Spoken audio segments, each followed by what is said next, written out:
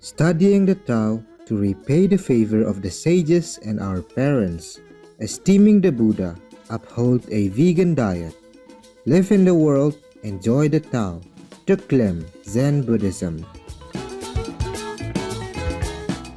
Our programs offer many languages. Please visit suprememastertv.com/schedule. Nos programmes offrent plusieurs langues. Veuillez visiter suprememastertv.com/schedule. Nuestros programas ofrecen varios idiomas. Visiten suprememastertv.com/schedule. Nossos programas oferecem vários idiomas. Acesse suprememastertv.com/schedule. Where does the oxygen we breathe come from? Many might say it comes from trees, but the fact is that most of the atmosphere's oxygen is produced by marine plants. Ocean plants provide about 70 to 80% of the oxygen on Earth, making them extremely important in climate change mitigation. The importance of ocean plants to the climate crisis. Continue watching to find out more.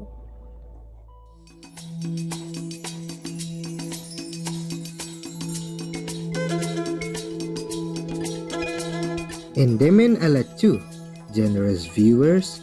That means, how are you in Amharic, one of the official languages of Ethiopia. I am Kenenisa. The people of Ethiopia wish that all human beings and their animal co-inhabitants will soon live harmoniously together in a world of everlasting peace.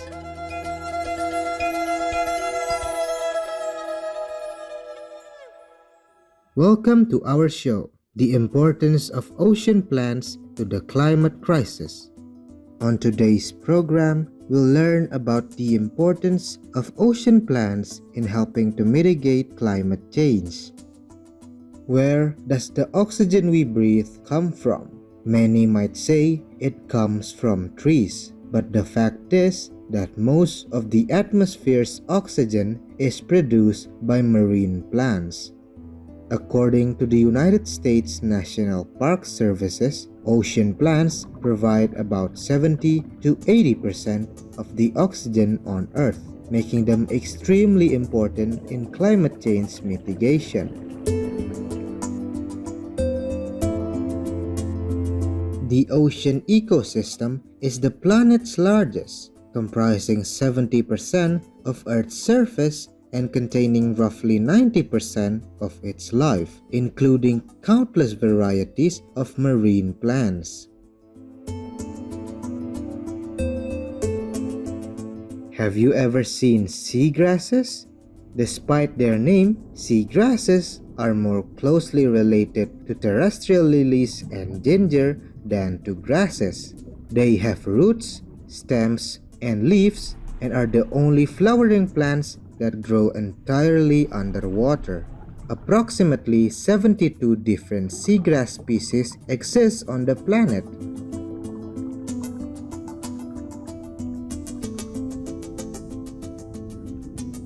Today, we'll explore one of them called Posidonia oceanica.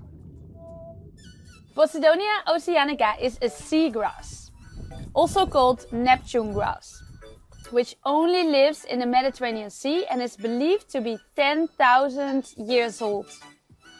3% of the Mediterranean is covered with this Neptune grass. In 1999, Posidonia fields in Ibiza and Formentera were declared World Heritage Sites by UNESCO. There's a reason the seagrass has been named after the Greek god of the seas. Let's dive in and explore 4 reasons why the Posidonia is so important. Number 1. For lots of fish, sea animals and plants, the Posidonia is their shelter place, their home and their nutrition. Number 2. Posidonia purifies the water and helps to clean up the sea. It makes the water crystal clear, the sand super fine, and it gives the Balearics one of the most beautiful beaches in the world. Number 3. Posidonia plays an important role against the eroding of beaches and dunes. Number 4. They are the lungs of the sea, absorb big amounts of CO2 and provide the oxygen we breathe. 1 hectare of Posidonia produces 100,000 liters of oxygen per day. This is 5 times more oxygen than a hectare produces in the Amazon rainforest. It also absorbs 3 times as much CO2 as the rainforest. This makes the Posidonia of essential importance against climate change.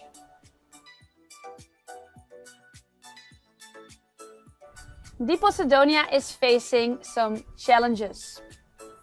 More Posidonia is disappearing than growing.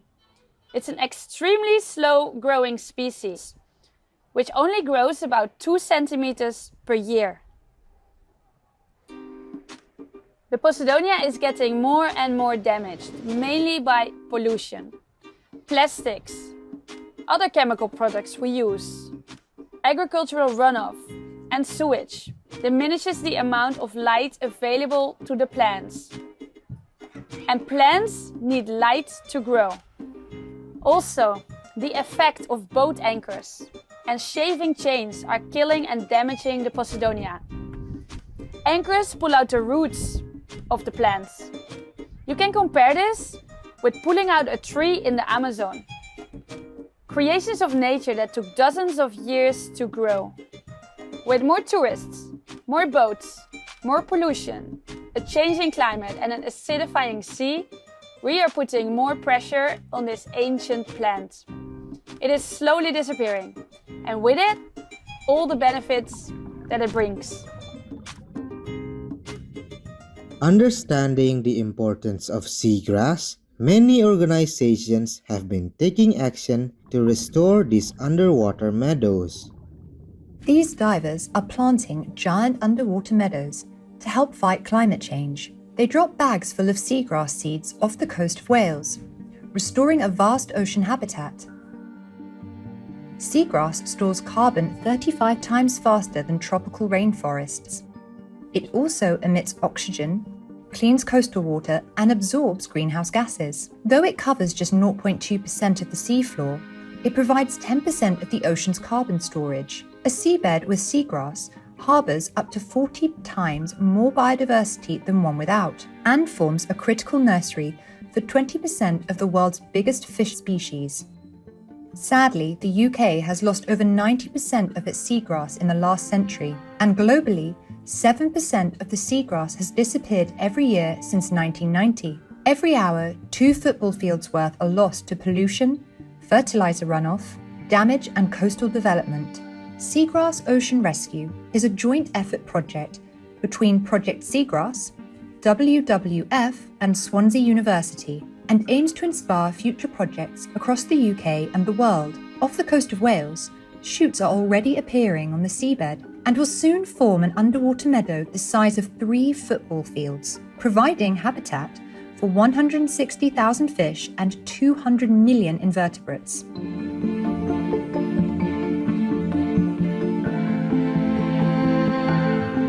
Thank you, Project Seagrass, WWF, and Swansea University for your efforts to restore seagrass to help tackle the climate crisis.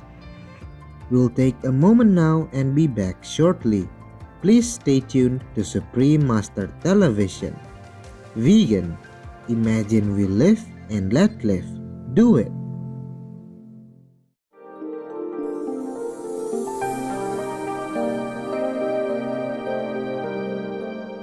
Welcome back to our show about the importance of ocean plants to the ongoing climate crisis. Phytoplankton are microscopic algae, an essential part of the marine food chain, living throughout the ocean's surface waters. Despite their small size, which makes them invisible to the naked eye, phytoplankton play a critical role, getting nutrients from the water, absorbing sunlight to use as energy for photosynthesis, and releasing oxygen in the process that eventually makes its way into the atmosphere. These tiny organisms have been producing at least 50% of Earth's oxygen for hundreds of millions of years.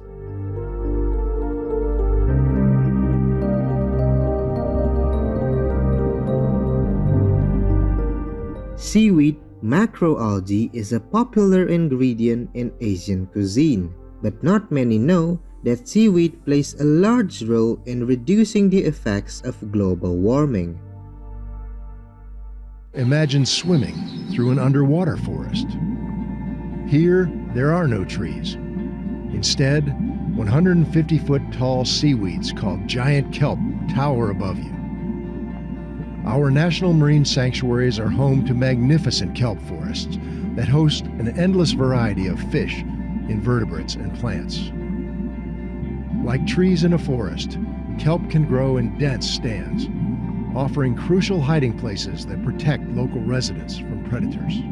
But unlike trees, kelp can grow more than 2 feet a day. And it has no roots. Kelp grips the bottom with claw-like holdfasts that anchor it to the seafloor. Sea urchins, a common resident of the kelp forest, can chew through holdfasts, causing the kelp to lose its grip and float away. Macroalgae such as kelp have gas-filled bladders that help them float toward the surface where they receive more sunlight for photosynthesis, absorbing CO2 and releasing oxygen. These gas-filled bladders allow macroalgae to float for long distances away from where it is grown until the air bladders burst, thus exporting a large portion of its biomass out into the deep sea. This allows the kelp to permanently remove carbon dioxide from the atmosphere and helps prevent rising temperatures and future climate catastrophes. Many studies have shown the potential of seaweed farming to counter climate change as deforestation decimates rainforests and other crucial carbon sinks.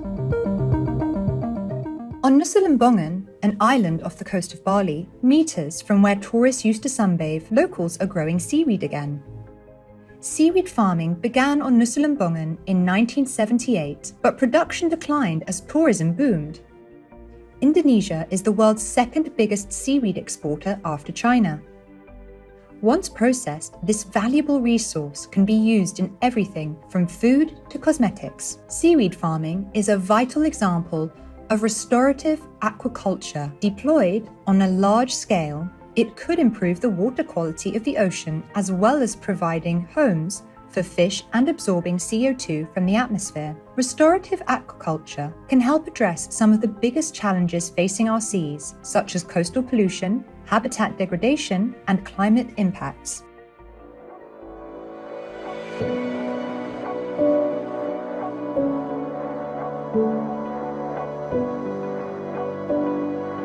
We hope everyone will soon realize the importance of these amazing planet-saving ocean plants and help to restore the underwater forests to protect our beautiful Earth from the worsening impact of the climate crisis. Delightful viewers, thank you for being with us today. We wish that all beings soon become enlightened and thus free themselves from the endless cycle of transmigration. Vegan, because we want to teach our children that heaven is watching. Our programs offer many languages. Please visit suprememastertv.com/schedule and suprememastertv.com/PE.